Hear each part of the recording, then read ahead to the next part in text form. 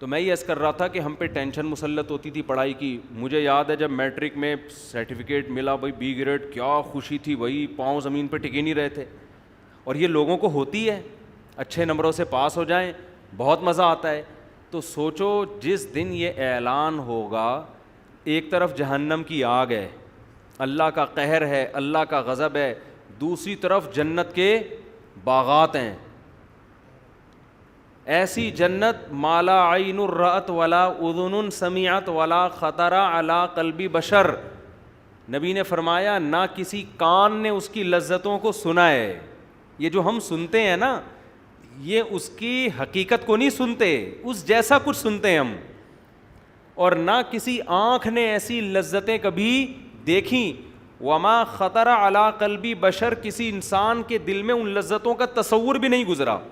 یعنی آپ تھوڑی دیر کے لیے تصور کر لو کہ کوئی عیاشی کی جگہ ہے جہاں عیش و عشرت کا سامان ہے, تو آپ کیا سوچ لو گے؟ نائٹ کلب ہوگا, شراب کباب ہوگا, حور و رنگ ہوگا, اور بہت عیاشی ہوگی, اور آپ کی جوانی ہوگی, یہی سوچ لو گے نا. اور یہ کھانے کو ہوگا, یہ پینے کو ہوگا. تو قرآن کہتا ہے کہ تم تصور کو انتہا تک لے جاؤ. دنیا میں عیاش ترین آدمی کی عیاشی کا تصور کر لو, جنت اس سے بھی اوپر کی چیز ہے, اس سے بھی اوپر کی چیز ہے. اور ویسے بھی عقل کی بات ہے, جو کائنات کو بنانے والا ہے, کریٹر ہے, دیکھو اس نے دنیا میں اتنی لذت کے سامان رکھے ہوئے ہیں. حالانکہ یہ لذتیں جو دنیا میں ہمیں مل رہی ہیں یہ کسی عمل کا بدلہ نہیں ہے, یہ تو اللہ نے ویسی رحمت کی ہوئی ہے. یہ کسی عمل کا, ہماری محنت کا بدلہ نہیں ہے. پھر بھی کیسی لذتیں ہیں, شدید پیاس میں پانی کیسی لذت ہے, شدید بھوک میں مزے مزے کے کھانے کیسی لذتیں ہیں, دیکھنے میں کیسی کیسی لذت کی چیزیں اللہ نے رکھی ہیں. تو آپ یہ سوچیں وہ لذتیں جو اللہ ہمیں ہمارے عمل کے بدلے کے طور پر دے گا, اور قرآن کہتا ہے وہ حقیقت میں بدلہ نہیں ہے بلکہ وہ بدلہ اللہ رحمت کی صورت میں نزولاً مہمان نوازی کے طور پہ کرے گا. یعنی وہ میزبان بن کے ہمارا اکرام کرے گا. تو وہ اکرام کی کیا انتہا ہوگی, تو خالق کائنات ہے وہ. میں اکثر اس کی ایک مثال دیتا ہوں کہ آپ کو کسی بڑے سے بڑے سیٹھ نے ولیمے کی دعوت پہ بلایا, کوئی سمجھ لو کراچی کا یا پاکستان کا بہت بڑا سیٹھ ہے جی, بہت بڑا نام ہے اس کا. ایک زمانے میں سیٹھ عابد ہوا کرتا تھا نا, آج کل کہاں ہے, ہر سیٹھ مارکیٹ سے تھوڑے دنوں میں شارٹ ہو جائے. یہ دنیا ہے بھائی. سیٹھ عابد کو ہم فرض کر لیتے ہیں, اگر کوئی ابھی حاضر سروس سیٹھ ہوا بولے گا میرا نام کس خوشی میں لیا آپ نے بغیر پرمیشن کے. سیٹھ عابد تھا, ایک زمانے میں بڑا مشہور تھا, ہمارے بچپن میں مشہور تھا وہ سیٹھ عابد. اب پتہ نہیں زندہ ہیں تو اللہ عمر میں برکت دے, انتقال ہو گیا تو اللہ مغفرت فرمائے. اب سیٹھ عابد ہے جی, بڑا کراچی کا کروڑ پتی ارب پتی تاجر. آپ غریب تھے, اس نے آپ کو کسی وجہ سے انویٹیشن بھیج دی. جیسے سعودی عرب کے ایک بادشاہ نے, ہمارے حضرت نے ایک واقعہ سنایا کہ ایک پاکستانی جو تھا وہ کہیں ریاض میں کہیں گلی میں گھوم رہا تھا, تو ایک عرب تھا بڑا شاہی خاندان کا, اس کا بچہ کہیں کھیلتا ہوا گلی میں کہیں کھیل رہا تھا. تو یہ پاکستانی غریب آدمی, اس نے اس بچے کو بڑا پیار کیا, بڑا اکرام کیا, اس کو پیارا سا بچہ تھا. تو وہ شہزادہ دیکھ رہا تھا, شہزادے کو بڑی غیرت آ گئی کہ بھئی میرے بچے کو اتنا پروٹوکول دیا, اس کو یہ عمل اچھا لگا. تو شہزادے نے اس کو بولا کہ کچھ دن بعد کوئی ہماری دعوت ہے, آپ کو بھی انویٹیشن ہے, آ جانا. وہ شہزادے لوگ جو ہوتے ہیں نا وہ اسی ٹائپ کے ہوتے ہیں, جب ان کا دل آ جائے نا تو بس وہ پھر نوازتے ہیں. تو یہ پاکستانی غریب آدمی یہ جب دعوت میں پہنچا تو یہ اس کی عقل حیران ہو گئی, یار ایسی بھی دعوت ہوتی ہے. بھائی ہماری دعوت کیا ہوگی, پورے بکرے کر دیں گے نا, اور کیا. وہ ان کی دعوت ایک تو عود کی وہ دھونیاں چل رہی ہیں, پھر پورے اونٹ کے بچے روسٹ, اونٹ کے بچے دم پخ صحیح ہے نا, یعنی زمین میں دبا کے اونٹ کے بچے پکائے ہوئے صحیح پورے. وہ ایسی وی آئی پی دعوت اس نے کبھی تصور نہیں کیا. اب آپ کہہ سکتے ہو کہ یار اس شہزادے کو اس بندے کی اوقات دیکھنی چاہیے تھی کہ اس کو تو تم دیسی مرغی کا سوپ بھی پلا دیتے تو یہ بیچارہ خوش ہو جاتا. پاکستانی غریب آدمی تھا, مزدور آدمی تھا, اس کو آپ کو یہ اونٹ مونٹ اور یہ سب چیزیں کھلانے کی کیا ضرورت تھی. سوال پیدا ہوتا ہے نا. اس کو تو آپ چائے میں پاپے بھی ڈبو کے دے دیتے, یہ کہتا بھائی بادشاہ کے محل سے ہو کے آؤ, بس یہی کافی تھا. بلکہ اپنے گھر بلاتے, سر پہ ہاتھ پھیرتے, سیلفی لیتے, چل پتلی گلی سے نکل. وہ ساری زندگی اسی سیلفی پہ خوش ہوتا کہ نہیں ہوتا؟ یہ تو بہت خوش ہو جاتا, لیکن بادشاہ کی بے عزتی ہو جاتی. یہ دنیا میں بتاتا یار بادشاہ سلامت کی دعوت تھی اور چائے میں پاپے ڈبو ڈبو کے کھلائے جا رہے تھے. کیا خیال ہے؟ بادشاہ جب دعوت کرتا ہے تو جن لوگوں کو انوائٹ کیا ہے ان کی حیثیت نہیں دیکھتا, وہ کس کی حیثیت دیکھتا ہے؟ اپنی. کبھی کسی مالدار کو آپ نے دیکھا دال چاول کھلا رہا ہو دعوت میں؟ دلیل یہ دے کہ میں نے جن لوگوں کو بلایا ان کو یہ بھی میسر نہیں. صدقے میں تو کرے گا یہ. ارے جب کوئی مالدار غریبوں پہ صدقہ کر رہا ہوتا ہے نا, اس صدقے میں تو دال چاول بھی ہوتا ہے, 5-5 روپے دے کے بھی تنخواہ دیا جاتا ہے, اور راشن بانٹ دیا جاتا ہے, بھائی آٹے کی 5-5 تھیلیاں ایک ایک غریب کو دے دو. صدقہ اور چیز ہے, اور دعوت, بولو نا, دعوت الگ چیز ہے. تو جب دعوت کرتا ہے نا سیٹھ آدمی, تو دعوت میں اصول یہ ہے کہ آپ کے اپنے اسٹینڈرڈ کے حساب سے ہوتی ہے. تبھی جو مالدار لوگ ہیں ان کے بچوں کے ولیمے یا اپنے ولیمے ان کے اسٹینڈرڈ کے حساب سے ہوتے ہیں. 10-10 قسم کے کھانے ہوتے ہیں, پہلے سوپ لایا جا رہا ہے, پھر یہ لایا جا رہا ہے, پھر یہ لایا جا رہا ہے. اب کیا ہوا کہ آپ غریب آدمی تھے, آپ بیچارے رکشا چلاتے تھے یا کہیں چوکیداری کر رہے تھے, تو سیٹھ عابد نے آپ کی دعوت کر دی. آپ بڑے خوش ہو گئے یار, اب سیٹھ عابد کی دعوت ہے, ڈیفینس میں کوئی بڑی VIP جگہ ہوگی.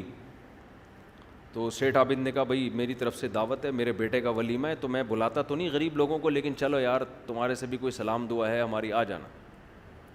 آپ پہنچ گئے, دال چاول پکے ہوئے ہیں وہاں پہ, صحیح ہے نا؟ کیا پکا ہوا ہے؟ دال چاول. اب آپ کھا رہے ہو یار, ہم کیا سمجھ کے آئے تھے ایسا خوبصورت لان ہوگا, انٹری کے لیے لوگ الگ استقبال کے لیے کھڑے ہوئے ہوں گے, پھر جب لان میں جائیں گے تو وہ ستارے ٹمٹما رہے ہوں گے, بڑا ڈیکوریشن کا انتظام کیا ہوا ہوگا, اور اگر وہ بالفرض دیندار نہیں ہیں تو ناچ گانے کی محفلیں بھی ہوں گی, حور و رنگ کا انتظام کیا ہوا ہوگا, فنکارائیں بلائی ہوئی ہوں گی, اداکارائیں ملکی مشہور جن کو آج تک ہم نے صرف ٹی وی پہ دیکھ کے حسرت کیا کرتے تھے, ان کو زندہ دیکھنے کا ہمیں موقع ملے گا. یہ سوچ ہوگی نا اس کی. اور بناب اس سے بھی ملاقات ہوگی, اس سے بھی ملاقات ہوگی, یہ ہوگا, یوں ہوگا, وغیرہ وغیرہ. تو اور پھر کھانے میں پہلے سوپ پیش کیا جائے گا. تو غریب تو بیچارہ خوشی سے 3 دن تک اس کو نیند نہیں آئے گی. جب وہاں پہنچے تو یہ دیکھ کر اس کے خون کے آنسو کہ میرے لیے کیا انتظام ہے, دال. اب آپ کہہ رہے ہو صاحب یہ کیا ہے یار, یہ صدقے کی محفل ہے, کوئی 11ویں شریف ہے یا ابا کا تیجا کر رہے ہو یا ولیمہ کر رہے ہو؟ سیٹھ عابد کہہ رہا ہے بھائی آپ کو کیا اعتراض ہے, آپ کو گھر میں یہ ملتی ہے؟ آپ کو تو گھر میں اگر ملتی بھی ہے تو سادہ دال چاول, ہم نے تو دال میں ٹماٹر کا تڑکا بھی لگوا دیا آپ کے لیے, یہ اسپیشل آپ کے لیے تڑکا لگوایا, ورنہ ہم تڑکے وڑکے نہیں لگاتے. آپ کو تو بوبلے ہوئے چاول گھر میں ملتے ہیں, ہم نے اسپیشل آپ کے لیے دال میں تھوڑا تڑکا لگایا. دیکھو مزہ نہ آئے پیسے واپس, ہے مزے کی دال, آپ کھا رہے ہو, مزہ آ رہا ہے, بھوک بھی لگ رہی ہے. لیکن آپ کہو گے کہ آج سے سیٹھ عابد کی عزت ختم. 20 لوگوں کو جا کے بتائے گا اب بڑا بنا پھرتا ہے, اب ٹوپی ڈرامہ, کنجوس آدمی, 1 نمبر کا, یہی بولو گے نا. اب جو بھی آپ کو کہے ابے تجھے تو تیری حیثیت سے زیادہ کھلا دیا, آپ کہو گے بھائی ہمیں ہماری حیثیت سے زیادہ نہیں کھلایا. بات یہ ہوتی ہے دعوت کرنے والا اپنی حیثیت کے حساب سے دعوت کرتا ہے, وہ انوائٹڈ مہمان جو ہیں ان کی حیثیت کو پیش نظر نہیں رکھتا. تو اب مجھے ایک بات بتاؤ, سیٹھ عابد یہ حماقت کبھی نہیں کرے گا کہ دال چاول کھلا دے. وہ کہے گا یار آج ساری دنیا دیکھے گی کہ سیٹھ عابد کی دعوت کیسے ہوتی. کنجوسی کا تانا دنیا میں کوئی نہیں برداشت کرتا, تبھی تو لوگ قرضے لے لے کے دعوتیں اچھی کر رہے ہوتے ہیں. بھائی ایک دفعہ لوگوں کو پتہ چل جائے کہ ہم کنجوس نہیں ہیں. اب یہ بھی غلط ہے کہ آپ قرضہ چڑھا دیں اپنے اوپر, لیکن غیرت مند آدمی بہرحال یہ کنجوسی کا تانا کبھی بھی برداشت نہیں, وہ کرے گا ہی نہیں ولیمہ اگر پیسے نہیں ہیں. بھائی کریں گے تو پھر اپنے حساب سے کریں گے. تو آپ مجھے بتاؤ حدیث میں آتا ہے سب سے زیادہ غیرت کس میں ہے؟ اللہ میں. ایک تو غیرت اس میں زیادہ, اس کو کنجوسی کا طعنہ بالکل بھی پسند نہیں ہے. یہودیوں نے ایک دفعہ اللہ کے بارے میں یہ کہہ دیا ید اللہ مغلولہ, اللہ کے ہاتھ بندھے ہوئے ہیں, تھوڑا تھوڑا کر کے دیتا ہے. اللہ کو اتنا غضب آیا, قرآن میں اللہ نے سورت نازل کی, فرمایا غلت ایدیہم, ان کے ہاتھ بند گئے ہیں, ولعنوا بما قالوا, ان یہودیوں پہ اللہ کی لعنت, یہ کہہ رہے میرے ہاتھ بندھے ہوئے ہیں, بل یداہ مبسوطتان, میرے تو دونوں ہاتھ ایسے کھلے ہوئے. اللہ کو غصہ آیا, اللہ نے فوراً جواب دیا. کنجوس آدمی کو آپ کنجوسی کا طعنہ دو, وہ جواب نہیں دے گا, تھینک یو کہہ کے نکل جائے. اگر کوئی کہے نا اس کو کہ ماشاء اللہ آپ پیسہ بہت بچا کے رکھتے ہیں اور بہت سیو کرتے ہیں, وہ کہے گا شکریہ, آپ نے میری کفایت شعاری اور قناعت کی تعریف کی, میں آپ کے شکر گزار. لیکن جو سخی ہوگا وہ بولے گا ابے بچائے گا تیرا باپ, ہم تو خرچ کرنے والے لوگ ہیں. اس کو وہ چپ نہیں رہے گا, وہ خاموش کبھی نہیں رہے گا, اس کو غصہ آئے گا, بھائی تو کیسی بات, اور یہ غصہ آنا اس کی علامت ہے یہ سخی ہے, یہ کنجوسی کا طعنہ برداشت نہیں کرتا. دیکھو کسی میں غیرت ہو, آپ اس کو بولو بھائی ہم نے سنا یار تیری زوجہ کے وہ فلانے سے تعلقات ہیں, ایک دم لال پیلا غصہ, تو نے یہ الزام کیسے لگایا بھائی, ایک دم لال پیلا ہو جائے گا نا. اور غیرت نہیں ہے بھائی, میں نے سنا ہے تیری وائف کے چکر چل رہا, کہہ رہے تھینک یو یار, ایسا ہے اصل میں وہ میرا خیال ہے غلط انفارمیشن ہے, تحقیق کر لیتے ہیں. یعنی وہ ایک دم سے جوش میں نہیں آئے گا, وہ کہے گا دیکھ لیتے ہیں, آپ نے اطلاع دی ہے, ایک نیوز ہے, آج کی تازہ خبر یہی ہے. آج صبح سے کوئی تازہ خبر میں نے سنی نہیں تھی, اچھی نیوز ہے, میں بری نیوز ہے, میں دیکھ لیتا ہوں ذرا, اگر تحقیق کر لیتا ہوں, اگر صحیح نکلتی ہے تو میں اس کو سمجھاؤں گا اور اس کو بولوں گا بیگم دیکھو یہ مناسب بالکل بھی نہیں, ٹھیک ہے نا, اب تک جو ہو گیا, آئندہ بات نہیں کرنا. اور اگر پھر بھی تمہیں بہت زیادہ بات کریں تو مجھے بتاؤ نا, تم میں مجھ سے پرمیشن لو, تو چھپ چھپا کے یہ کام, یعنی ہر آدمی کا اس میں الگ لیول ہے. لیکن اگر آپ میں بہت غیرت ہوگی, ایک دم کھوپڑی آپ کی گھوم جائے گی, او بھائی یہ کیسے بول, جو جس چیز کی عزت ہوتی ہے نا وہ اس طعنے کو برداشت نہیں کرتا. دیکھو ایک ڈاکٹر کو آپ اگر یہ کہہ دو کہ تم ذہین نہیں ہو, اس کو غصہ نہیں آئے گا, ہو سکتا ہے آ جائے, ہو سکتا ہے نہیں آئے, کیونکہ اس کی عزت اس کے پیشے کی وجہ سے ہے, اچھا ڈاکٹر ہے, اسپیشلسٹ ہے. لیکن اگر آپ اس کو کہہ دو کہ یار تو اچھا ڈاکٹر نہیں ہے, آپ مشہور ہو کہ شوگر کے اسپیشلسٹ, لیکن آپ کو شوگر کا پتہ کچھ نہیں ہے, اس کو وہ عزت کا مسئلہ بنا لے گا, کیونکہ اس کی تو عزت ہی اسی چیز سے ہو رہی ہے, اس کو تو لوگ پہچانتے ہیں. ایک عالم دین کو آپ بول دو جاہل ہے, اس کو غصہ آئے گا اس پہ کہ یار میرا تو لوگوں میں شہرت ہی علم کی بیس پر ہے, مجھے جاہل کہتی ہے, برداشت نہیں کرے گا وہ. آپ اس کو کوئی اور طعنہ دے دو وہ برداشت کر لے گا. ایک فوجی کو آپ یہ طعنہ دے دو کہ تو بزدل ہے, اس کا میٹر گھوم جائے گا, کیونکہ محاذ پہ لڑنے والا فوجی وہ فخر کس پہ کرتا ہے کہ میں ملک کے لیے جان دینے کے لیے تیار ہوں. آپ اس کو بول دو یہ بزدل ہے, یہ نہیں لڑ سکتا. آپ اس کو کنجوسی کا طعنہ دے دو برداشت کر لے گا, آپ اس کو غربت کا طعنہ دے دو برداشت کر لے گا. لیکن آپ اس فوجی کو یہ بول دو تو بزدل ہے, تو چوڑیاں پہن کے گھر میں, وہ یہ برداشت, کیونکہ اس کی عزت کس سے ہے, وہ اسی پہ فخر کرتا ہے, یار میں کنٹری کے لیے جان دینے والا ہوں. تو جس آدمی کو جو مقام جس وجہ سے ملا ہوتا ہے وہ طعنہ کبھی بھی برداشت نہیں کرتا, اس کے علاوہ برداشت کر لے گا. آپ خواتین کو کہہ دینا کہ تمہاری عمر 40 سال کی ہو گئی ہے, وہ سب کچھ برداشت کر لیں گی, انٹی کے لفظ کو برداشت کیوں, وہ سمجھتی ہمارے اندر جو اٹریکشن ہے, جو لوگوں کو رغبت ہے, وہ اس لیے کہ ہم جوان ہیں, خوبصورت ہیں. اگر ہمیں کسی نے یہ کہہ دیا بدصورت یا تم بڈھی ہو گئی ہو, وہ کہتی ہے بھائی تو یہ عورتوں کی فطرت ہے, نہیں برداشت کرتی. وہ کہتی ہیں بھائی مردوں کے پاس تو عزت کے اور بہت سارے طریقے ہیں. مردوں کو آپ کہتے ہیں 50 سال کیا, وہ کہہ گئے ہیں تو پھر بھی 50 سال میں بھی ایسے ڈولے رکھے ہوئے میں نے, وہ یہ کہہ دے گا ٹھیک ہے نا, 50 سال میں ہوں لیکن لڑکے دکھا تو.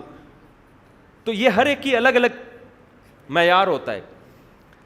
تو اسی طرح یاد رکھو اللہ جو ہے نا, اللہ کے بہت سارے نام ہیں, لیکن اللہ اپنے ایک نام ایسا ہے جس میں اللہ بہت غیرت رکھتا ہے اس نام میں, وہ ہے رحمان.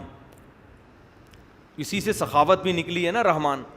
تبھی قرآن کہہ رہا ہے قل ادعوا اللہ او ادعوا الرحمن, تم اللہ کو پکارو اللہ کہہ کے یا رحمان کہہ کے, کوئی فرق نہیں پڑتا مجھے, ایک ہی مطلب ہے. مجھے رحمان کہہ دو اللہ کہہ دو ایک ہی بات ہے. تو آپ بتاؤ رحمان تو وہ ہوتا ہے جس کی سخاوت بے پناہ ہو.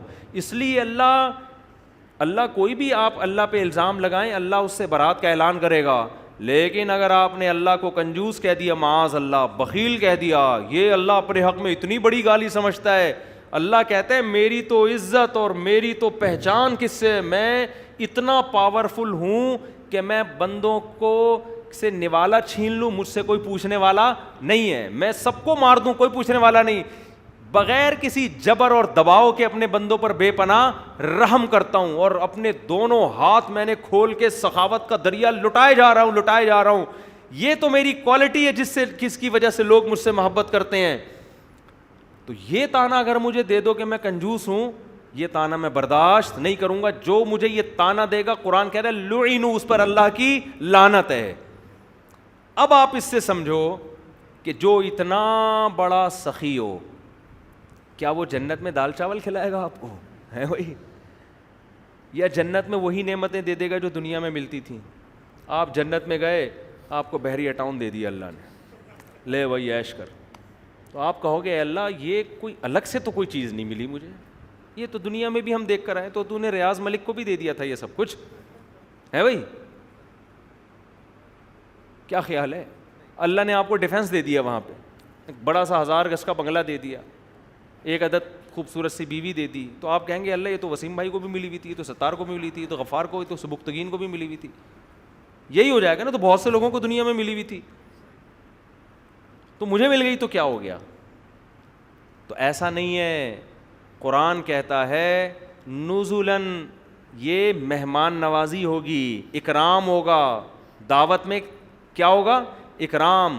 اکرام من غفور الرحیم, اس ذات کی طرف سے ہوگا جو بڑا معاف کرنے والا اور اپنے بندوں پر بہت رحم کرنے والا ہے.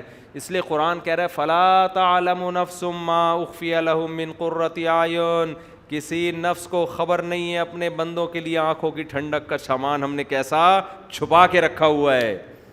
تبھی تو شہداء کی کرامتیں اتنی ہیں, بہت سارے شہداء کے واقعات ہیں کہ دنیا سے جاتے ہوئے ان کو اللہ نے جنت دکھائی ہے, دنیا سے جاتے ہوئے جنت نظر آئی ہے, انہوں نے بتایا ہے لوگوں کو.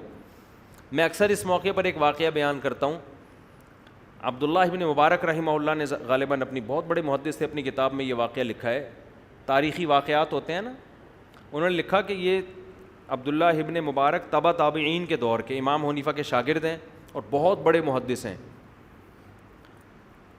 ان کا سارے محدثین بڑے احترام سے نام لیتے ہیں, امام بخاری بھی, امام مسلم بھی, امام ترمذی بھی, یہ سب کے نظر میں یعنی کہا جاتا ہے تاریخ میں واحد شخصیت ہیں جن پر کوئی بھی جرح ہے ہی نہیں سرے سے, ورنہ لوگوں نے امام بخاری کو بھی معاف نہیں کیا ہے. یہ جو بعض لوگ کیڑے نکالتے رہتے ہیں نا کہ فلاں نے فلاں کے بارے میں یہ کہا, فلاں نے فلاں کے بارے میں یہ کہا, لوگ بدگمان ہوتے ہیں بزرگوں سے, تو بھائی طنز تو امام بخاری پر بھی کیا ہے. اگر کوئی امام بخاری کے بارے میں نکال کے دکھانا چاہے نا فلاں نے امام بخاری کو یہ کہا, تو وہ ان پہ بھی ملتا ہے. تو صرف کتابوں کے حوالوں سے یہ ثابت کر دینا کہ فلاں نے فلاں پہ یہ نیگیٹو تبصرہ کیا ہے, اس سے اس کا فلاں کا برا ہونا ثابت نہیں ہوتا. اس میں یہ دیکھا جاتا ہے کہ یہ تبصرہ صحیح تھا یا غلط تھا, اس کو دلائل سے پرکھا جاتا ہے. لیکن آج بعض لوگ دنیا میں ایسے پیدا ہو گئے ہیں جن کا گندی مکھی کا کام گندگی پہ بیٹھنا ہوتا ہے نا, بس وہ ان کا کام ہی یہی ہے. انہوں نے بڑے بڑے اہل اللہ, بڑے بڑے بزرگوں کی حیثیت کو ختم کر دیا ہے.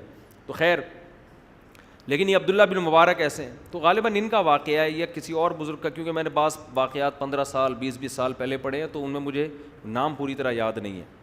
تو انہوں نے اپنا واقعہ نقل کیا کہ ہم ایک لڑائی میں تھے میدان جہاد میں, تو ایک نوجوان, ہم اسے دیکھتے تھے دن میں روزہ رکھتا تھا, رات میں تہجد پڑھتا تھا, بہت تھوڑا آرام کرتا تھا, مجاہدین کی خدمت بہت کیا کرتا تھا, بہت زیادہ پرہیزگار تھا اور دن میں بڑی بہادری سے لڑتا.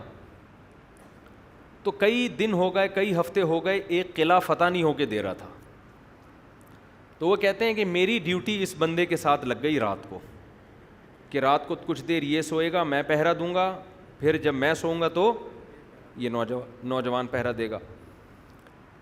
یہ عرب سے ایک کتاب چھپی ہے, اس کا نام ہے تہجد میں اٹھنے کے 100 طریقے. اس کتاب میں یہ واقع, میں پہلے عربی کتابوں کا ترجمہ کرتا تھا ایک ادارے کے لیے. عرب سے جو کتابیں آتی تھیں نا عربی میں, تو وہ ادارے والے کیا کرتے تھے, بہت سے علماء لیتے تھے, میں بھی لیتا تھا, ان کا ہم اردو ترجمہ کر کے وہ کتابیں وہ پھر ادارے والے چھاپتے تھے.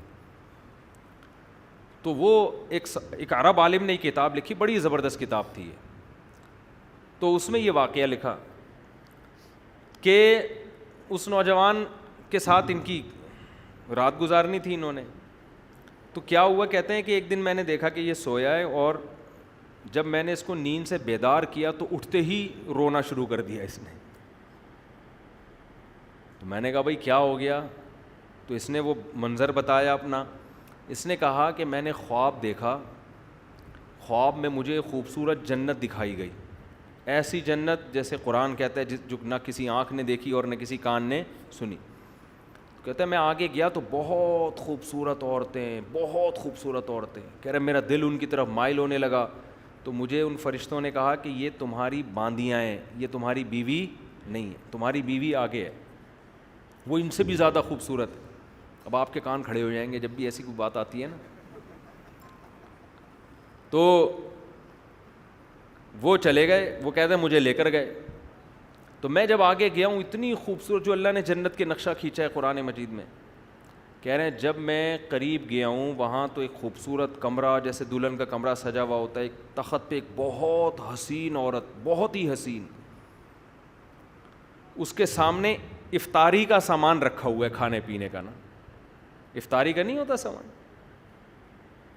تو کہتے ہیں مجھے بتانے والے نے بتایا کہ یہ تمہاری زوجہ ہے اور تم نے اس کے ساتھ روزہ آج افطار کرنا ہے. اب رات کے وقت کس کی تو خواب آ رہا ہے نا اس کو. کہہ رہے میرا تو ایسا دل کہ میں اس کے قریب جاؤں, میرا دل للچا رہا ہے. کہہ رہے جیسے ہی میں اس کے قریب گیا اور میں نے کہا میں افطاری کروں تو اس نے میرا ہاتھ پکڑ لیا اور کہا ابھی تمہارا ٹائم نہیں ہوا ہے, جب افطاری کا ٹائم ہوگا نا, جو یعنی حقیقت میں افطاری کے ٹائم, کل تم نے روزہ میرے ساتھ افطار کرنا ہے, کل تم نے روزہ میرے ساتھ افطار کرنا ہے. کہہ رہے ہیں اس دوران آپ نے مجھے آ کے اٹھا دیا تو میرا وہ سارا خواب مجھے اس منظر پہ رونا آ رہا ہے, اتنا حسین منظر. لیکن اس نے کل کا وعدہ کیا کہ کل تمہارا روزہ کس کے ساتھ افطار ہوگا, میرے ساتھ. تو وہ بزرگ کہتے ہیں کہ مجھے لگا کہ یہ کل شہید ہو جائے گا نا, کیونکہ روزے تو یہ روز رکھتا ہے. حدیث میں آتا ہے میدان جہاد میں جو ایک روزہ رکھتا ہے 1 سال کے روزوں کے برابر ہے. لیکن علماء نے لکھا ہے یہ فضیلت اس کے لیے ہے جس کو روزہ رکھنے کے بعد لڑنے میں کمزوری نہ ہو. اگر روزہ رکھنے کے بعد یہ خطرہ ہے کہ ہم کمزور ہو کے لڑ نہیں پکیں, پھر روزہ رکھنا جائز نہیں ہے, کیونکہ پہلے دشمن ہے. تو کہتے ہیں کہ یہ اس کا روزہ تھا تو میں سمجھ رہا تھا اب شہادت ہو جائے گی اس کی, کچھ بھی نہیں ہوا. تو مجھے خیال آنے لگا کہ جھوٹا خواب ہوگا اس کا. تو کہتے ہیں کہ سارا دن یہ بہادری سے لڑا بھی, پھر بھی شہید نہیں ہوا. کہہ رہے ہیں پھر ہم نے افطاری کا سامان لا کے رکھ دیا اور ان کو خیال ہونے لگا کہ یار ایسا ہی خواب تھا, ایک پراگندہ خیال ہوگا, آ گیا ہوگا. کہہ رہے ہیں ادھر یہ افطاری پہ بیٹھنے کا وقت آیا ہے, قلعے سے ایک تیر آ کے اس کے سینے میں لگا اور یہ وہیں کلمہ پڑھ کے شہید ہو گیا. اب وہ جو بزرگ تھے نا ان کی یہ غالباً عبداللہ بن مبارک تھے, کہہ رہے میری یہ کیفیت کہ میں نے تو یہ سارا خواب, یعنی اس نے مجھے سنایا تھا نا کہ عین میری تمہاری مجھ سے ملاقات کب ہوگی, افطاری کے ٹائم. کہہ رہے میں نے زور سے, وہ کہتے ہیں میں نے چیخ ماری نا پورے لشکر میں کہ یہ شخص کامیاب ہو گیا. اور کہہ رہے پھر میں نے سب کو بلا کے اس کا خواب سنایا کہ کیسا اللہ نے خواب سچا کیا ہے, کہ اس حور نے اس سے وعدہ کیا تھا کہ کل تمہاری افطاری کس کے ساتھ ہوگی. یہ مجاہدین کے ایک واقعات نہیں ہیں, مجاہدین کی تو کیونکہ وہ بہت زیادہ قربانی دے رہے ہوتے ہیں نا, تو ان کی کو اللہ کی طرف سے موٹیویشن دوسروں سے زیادہ ملتی ہے. میں اکثر بتاتا ہوں نا, شہیدوں کے خون کی خوشبو میں نے اپنی ناک سے سونگھی ہے, ایک بار نہیں متعدد بار سونگھی ہے, ورنہ عقلی طور پر یہ پاسبل نہیں ہے کہ ایک آدمی شہید ہو رہا ہے اس کے بلڈ میں خوشبو آ رہی ہے. تو اب یہ جو ملحد لوگ ہیں نا مذاق اڑاتے ہیں, کہہ رہے ہیں ایسا نہیں ہو سکتا, بھائی آپ جتنا مرضی مذاق اڑا لو, ہو سکتا ہے آپ سمجھ رہے ہو کہ میں جھوٹ بول رہا ہوں, جس نے سونگی ہو وہ کیسے جٹلا سکتا ہے. اور میں ایک اکیلا نہیں ہوں اس پہ گواہ, آپ کو سینکڑوں لوگ دکھا سکتا ہوں جنہوں نے شہداء کے خون کی خوشبوئیں سونگھی ہیں. کتنے لوگ جھوٹ بولیں گے, کتنے لوگ. تو وہ کہتے ہیں کہ پھر جب میں نے مجاہدین کو یہ واقعہ سنایا ایسا ہوا, تو کہہ رہے اگلے دن اتنی بہادری سے سارے, دیکھو حوروں کا چکر ایسا ہے نا مرد ہر چیز پہ کمپرومائز کر لیتا ہے, عورت پہ کمپرومائز نہیں کرتا.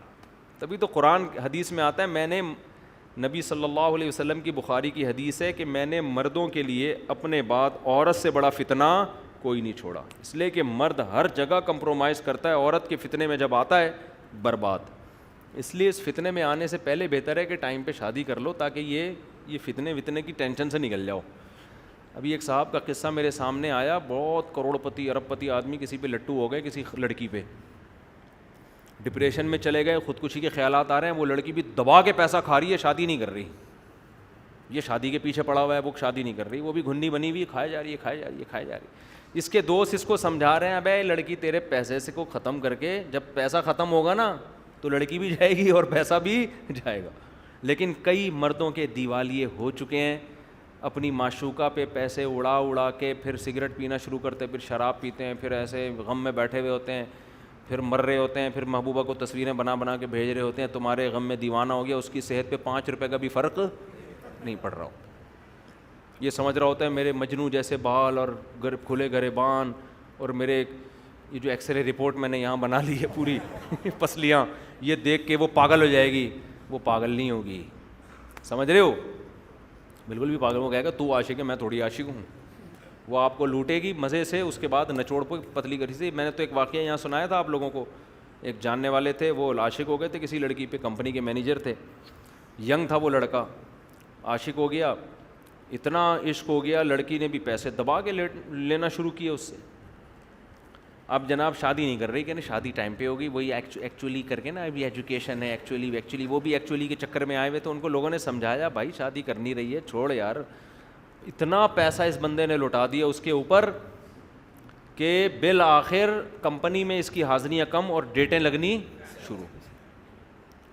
یہ مجھے خود انہوں نے واقعہ سنایا. بالآخر قصہ یہ ہوا کہ جاب لیس ہو گیا, اس کے عشق میں کیا ہو گیا, جاب لیس. ادھر ٹائم زیادہ لگ رہا ہے, ادھر کم. کمپنی نے نکال دیا, پہلے 2-3 وارننگ دی, نکال دیا. تو ان کو خیال ہوا کہ میری محبوبہ تو اب میرے اوپر اور عاشق ہو جائے گی, کہ میری محبت میں تمہاری جاب بھی گئی.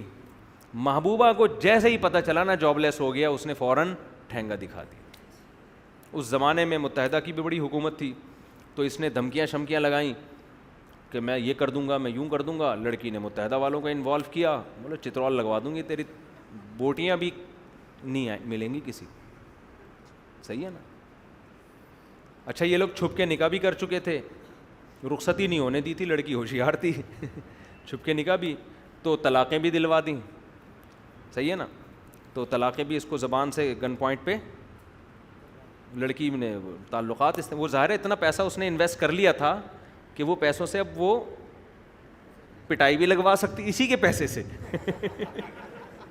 وہ بھی ہوشیار تھی, اس نے پیسہ کچھ کھایا, کچھ جمع کیا کہ اسی پیسے سے اسی کو بھی پٹواؤں گی جب یہ طلاق نہیں دے گا. تو اس کو پٹوا کے زبان سے طلاقیں بھی نکلوا دیں. اس بیچارے کو ہارٹ اٹیک ہوا ٹینشن میں, کم عمری میں, اور دل میں وال لگے ہوئے ہیں. یہ زندگی ہو گئی. خیر اللہ نے توبہ کی توفیق دی, دیندار بنا, اس کو احساس ہوا, دین پہ آنے کا ذریعہ بن گئی یہ چیز. اب تو ماشاء اللہ صحت مند ہے, صحیح ہو گیا. لیکن یہ ہوتا ہے, پیسے بھی جاتے ہیں. تو یہ عورت اس طرح سے مرد کے لیے فتنہ بنتی ہے. اس لیے ہم کہتے ہیں بر وقت ٹائم پہ شادی وادی ہو جائے نا, تو ان بکھیڑوں سے انسان بچ جاتا ہے, بہت حد تک صحیح ہو جاتا ہے.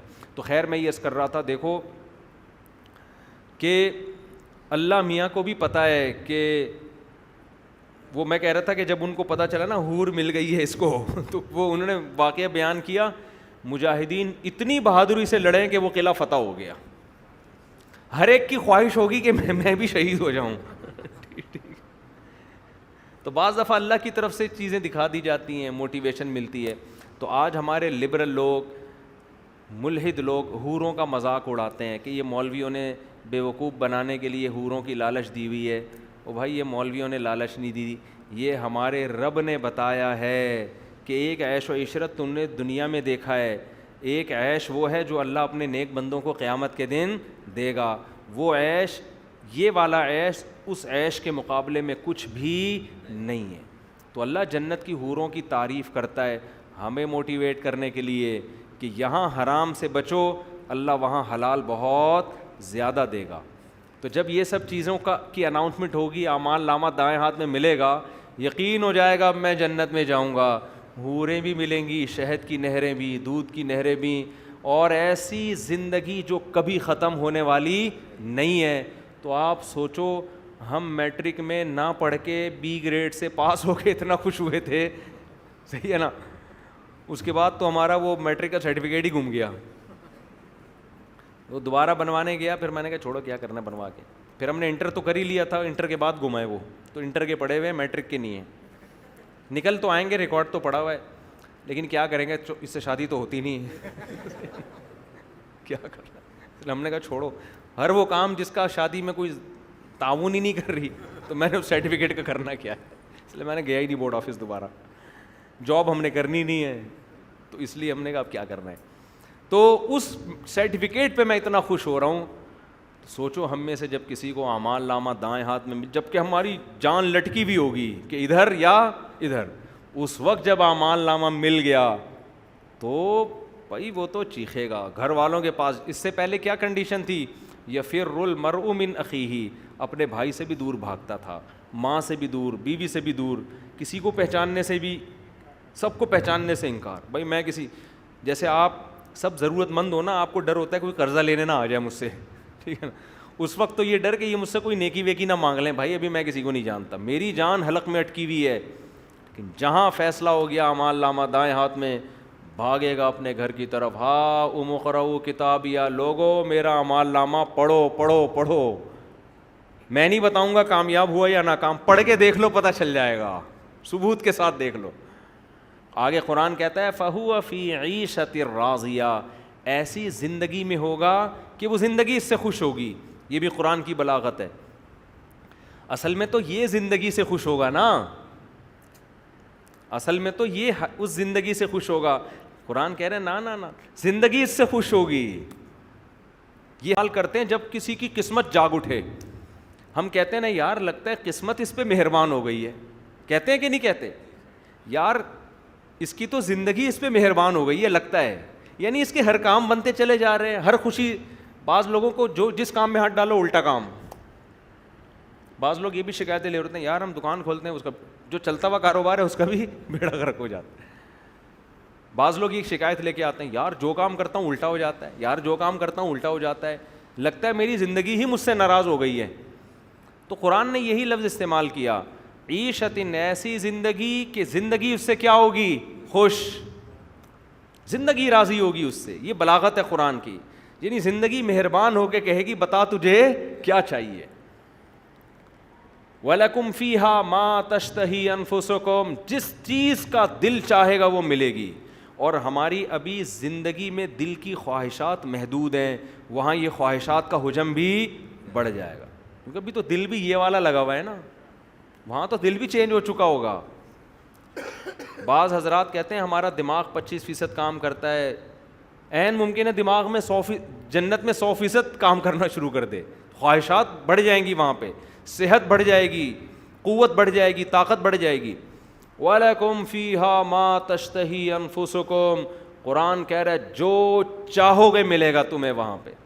وَلَكُمْ فِيهَا مَا تَدَّعُونَ, جس چیز کو مانگو گے تمہیں ملے گا, ہر چاہت پوری ہوگی. نُزُلًا مِّن غَفُورٍ رَحِيمٍ, اللہ کہتے ہیں یہ بدلہ جو میں کہتا ہوں نا اعمال کا, یہ مجازن کہہ رہا ہوں اعمال کا بدلہ. تمہارے اعمال اس قابل نہیں ہے کہ ایسا بدلہ ملے, اس کو تو میں بدلہ تمہیں خوش کرنے کے لیے کہہ رہا ہوں. حقیقت میں یہ بدلہ نہیں ہے, میری طرف سے انویٹیشن ہے, دعوت ہے, اکرام ہے تمہارا. تو اللہ کا جو اکرام ہے وہ چھوٹا نہیں ہو سکتا. وہ اکرام ایسا ہوگا کہ بندے کہیں گے کہ اللہ بخیل نہیں ہے. جو ہمارا تصور تھا اللہ نے اکرام اس سے کئی گنا زیادہ کیا ہے. آخری حدیث سنا کے بیان ختم کرتا ہوں. نبی صلی اللہ علیہ وسلم نے فرمایا کہ جو آخر میں جو مسلمان جہنم سے نکلے گا نا سزا کھانے کے بعد, جو سب سے کمتر مسلمان ہوگا اس کو اللہ سب سے کمتر جنت دیں گے.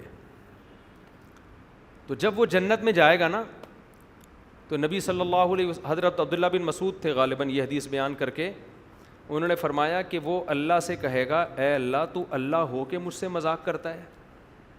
اور عبداللہ بن مسعود یہ حدیث سنا کے مسکرانے لگے. یعنی وہ جب جنت دیکھے گا نا تو کہے گا یار اتنا کیسے مجھے مل گیا بھائی. یہ اس کی مثال ایسے جیسے آپ کا کوئی دوست آئے 1 اپریل کو اور آپ کو کہے یار میں تجھے گفٹ دینا چاہتا ہوں. آپ کا خیال ہو کہ مٹھائی کا ڈبہ لے آئے گا, یہ 5000 کا نوٹ لے آئے گا, کوئی واچ لے آئے گا, موبائل لے آئے گا. اس نے جناب 5 کروڑ کی گڈی نکال کے آپ کے سامنے رکھ دی. آپ بولو گے یار مذاق کسی اور سے کرو, یہ ٹائم مذاق کا. اور اپریل فول ہوگا تو آپ کا دماغ جائے گا بیٹا کچھ نقلی نوٹ پہنا رہا ہے مجھے, یہی ہوگا نا. اور اگر اپریل کے علاوہ بھی کوئی یہ کام کرے 5 کروڑ نکال کے دے دی, آپ کیا بولو گے ابے یار سیریس ہو جائے یار, ابھی تیری بچکانہ باتیں چھوڑ دے, یہ مذاق کا ٹائم نہیں. نکال وہ گھڑی یا وہ واچ لے کر یا کوئی انگوٹھی لایا ہے, کیا لایا ہے وہ نکال. آپ کو یقین ہی نہیں آئے گا یار یہ مجھے 5 کروڑ کس خوشی میں دے رہا ہے بھائی, آپ یہی بولو گے نا. تو بالکل یہی کیفیت اس جنتی کی ہوگی. جب وہ جنت دیکھے گا تو اس نے سنا تو ہوگا دنیا میں بہت بڑی جنت ہوگی اور یہ ہوگا اور وہ ہوگا اور ایسا ہوگا اور ویسا ہوگا, تو اور اس کو یہ بھی پتہ ہے مجھے تو سب سے کم درجے کی ملے گی. تو جب وہ جنت میں جائے گا نا اتنی عالی شان جنت دیکھ کے اللہ سے کہے گا, عبداللہ بن مسعود یہ حدیث سنا کے نا انہوں نے کہا وہ اللہ سے کہے گا کہ اللہ تو رب العالمین ہو کے میرے ساتھ کیا کر رہا ہے. ٹھیک ہے دوست مذاق کرے, بیوی مذاق کرے, خدا ہو کے بندوں سے مذاق کر رہے, کھیل رہے تو میرے ساتھ. وہ کس کو کہے گا؟ اللہ. ہم ہوتے ہم کہتے یہ دائرہ اسلام سے خارج, توہین اللہ کا مقدمہ لگا کے بند کرو اس کو سالے کو, سمجھ رہے ہیں نا. لیکن ہمارے نبی اس واقعے کو دلچسپی کے طور پہ بیان کر رہے ہیں, اس لیے کہ ہر ایک کا مینٹل لیول الگ ہے. وہ بیچارہ اس کی سوچ اتنی ہے, وہ یہی سمجھ رہا ہے کہ مذاق ہو رہا ہے میرے ساتھ, جو اس کے دل میں تھا اس نے اللہ سے کہہ دیا.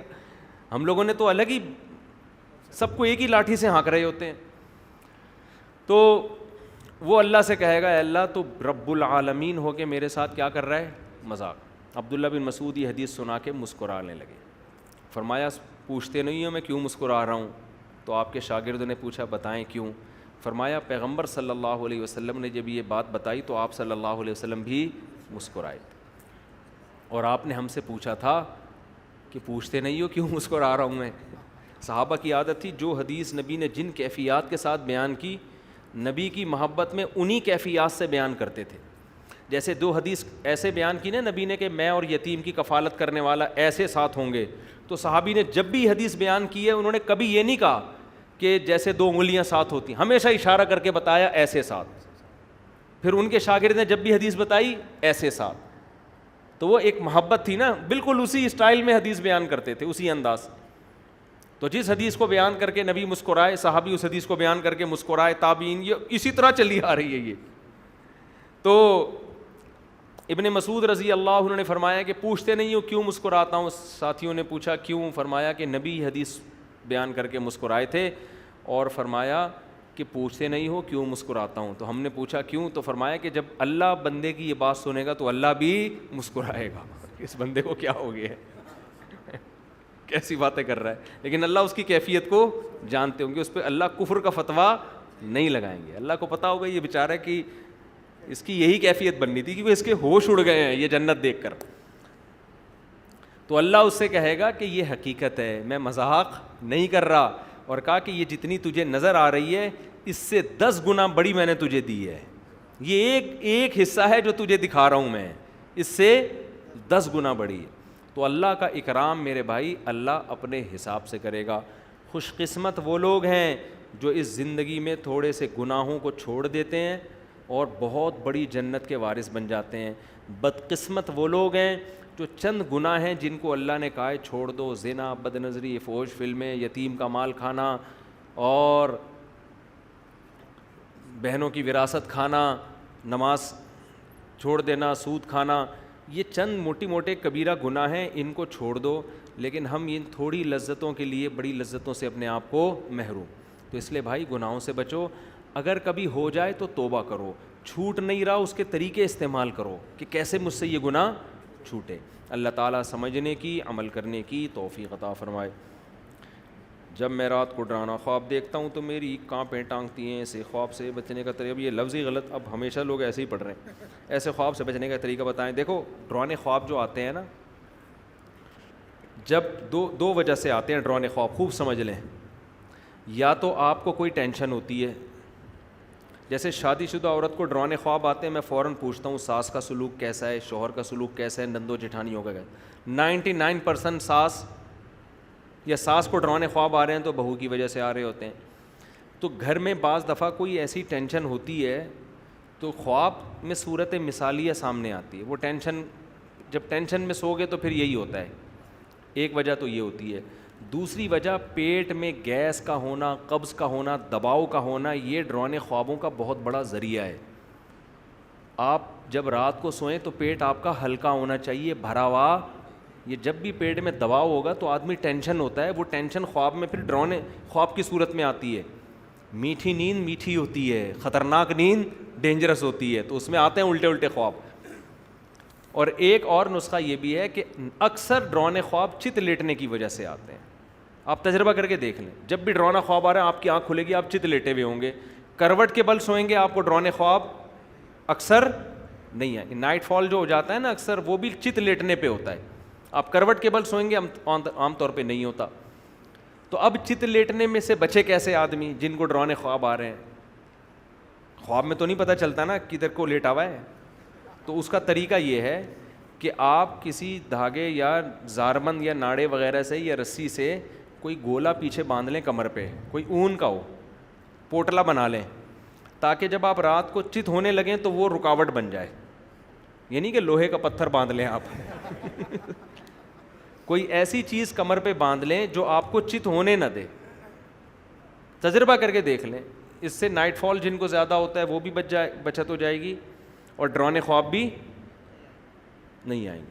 تو ٹینشن کو بھی ختم کریں، کوئی مسئلہ ہے تو، اور یہ بھی یہ 3 کام کر لیں، انشاءاللہ ڈرانے خواب بند ہو جائیں گے آپ کے.